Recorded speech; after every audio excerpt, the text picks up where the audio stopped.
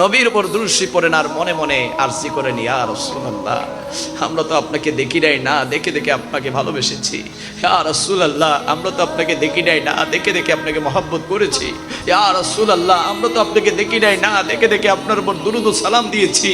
ইয়া রাসূলুল্লাহ আমরা তো আপনাকে দেখি নাই, না দেখে দেখে আপনার জন্য চিৎকার দিয়ে গলা ফাটিয়ে বলেছি, ইয়া রাসূলুল্লাহ, ইয়া রাসূলুল্লাহ, ইয়া রাসূলুল্লাহ।